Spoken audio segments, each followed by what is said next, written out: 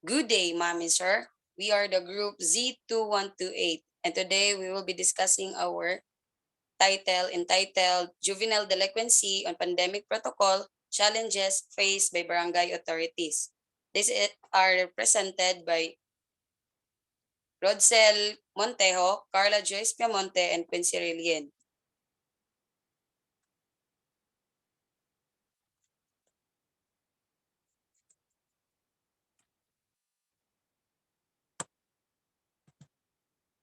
Introduction. The act of committing a crime of a young age is known as juvenile delinquency.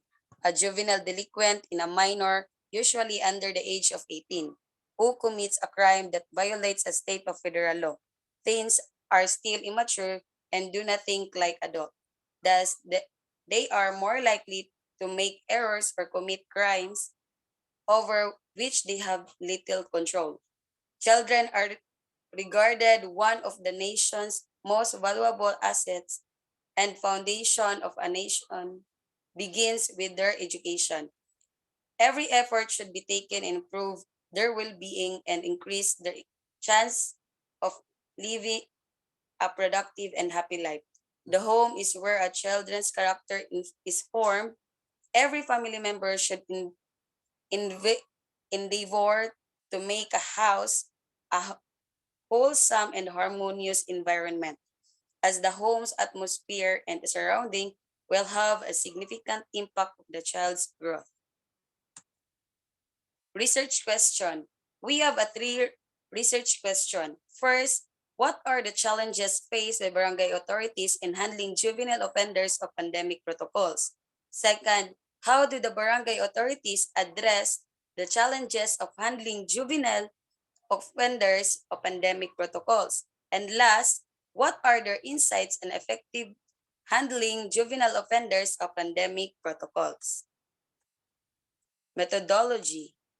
Research participants. In this study, we have 14 participants, and the 7 was uh, in-depth interview, and the other 7 was conduct in a focus group discussion.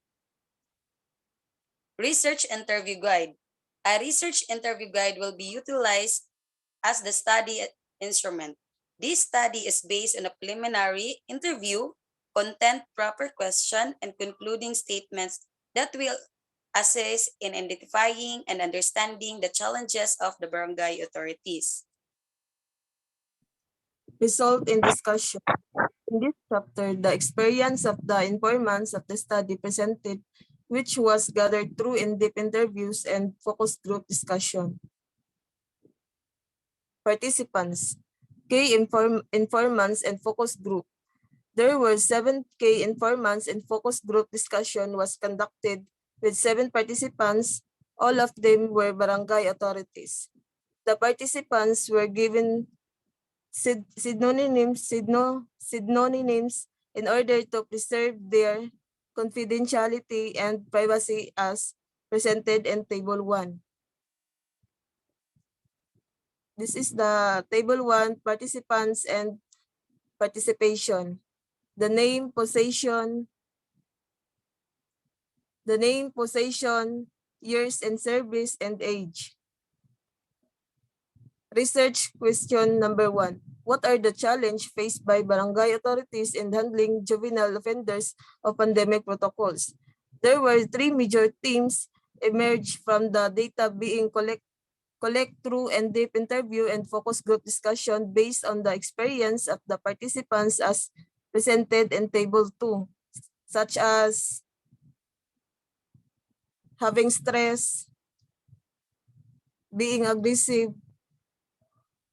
and being hard-headed.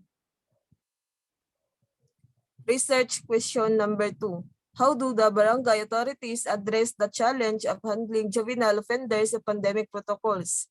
There were 3 major themes emerged from the data being collected through in-depth interview and focus group discussion based on the experience of the participants as presented in Table 3, such as through following protocols memorandum and regulations. Being prepared and cooperative. Handling proper dissemination. Research question number 3. What are their insights and effectively handling juvenile offenders of pandemic protocol? There were 3 major themes emerged from the data being collected through in-depth interview and focus group discussion based on the experience of the participants as presented in Table 4, such as having education and health assistance, having proper guidance from family and peers, becoming acquainted with social ration and orientation program. Okay. Conclusion.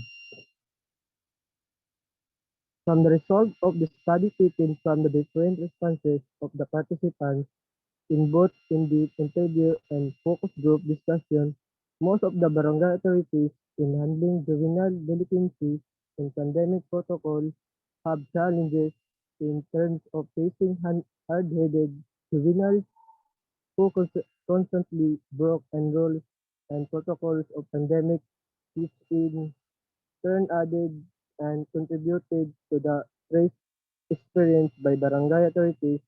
Moreover, they face challenges also as they are confronted with aggressive behavior of other stakeholders who did not understand and the current state of pandemic. On the other hand, to counter their challenges, they have devised various coping mechanisms, strategies such as truth following protocols, memorandum, and regulations, which greatly contributed to have an ease in their work, and imposing quarantine protocols is as much as this being preserved and cooperative is this move to face their challenges as they tend to collaborate with various stakeholders and the community, specifically communicating the parents of the juvenile to take care their children and reminding not to do any action that could harm themselves and the community. As such, handling proper dissemination is also needed as the barangay authorities needed to communicate the what, how, and why they are conducting and implementing quarantine protocols. Lastly, the insight of the barangay authorities involves the importance of having education and health assistance, having proper guidance from family and peers, and becoming acquainted with social vision and orientation program. This insight of the barangay authorities is more the juvenile themselves who constantly to delinquency as they receive less or no assistance from the parents and peers. As such, the giving of education and health support for the vulnerable juvenile is vital as this is a reason for why they do such negative action. They should also be accustomed and properly informed that there are already social program as well as ration given by the government for them to ease their way of life in the pandemic.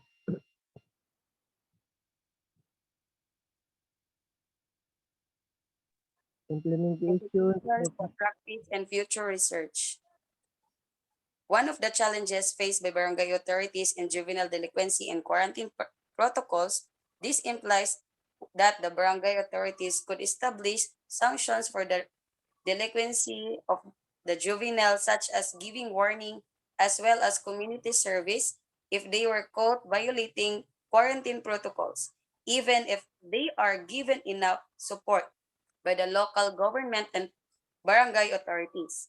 In addition, future researchers may focus on conducting parallel study with regards to the experiences of barangay functionaries in responding to COVID-19 pandemic. Since this study is not generalizable,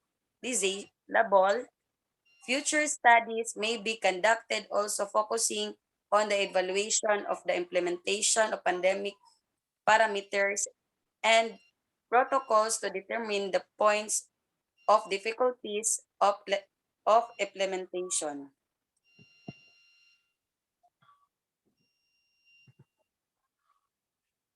In a much as this study is bounded only of the 14 barangay authorities of the Tagum City, Davao del Norte, the following future research are recommended. First, since the findings of this study are not generalizable beyond the 14 participants, future research may be conducted on the experience of barangay officials and functionaries in terms of juvenile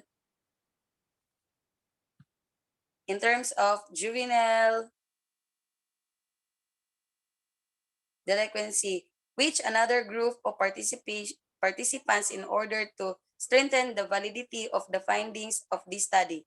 Second, future research may be conducted also in different regions of the country to add more insights and information from various social works, which give social service during the pandemic, including on how they respond to the situation.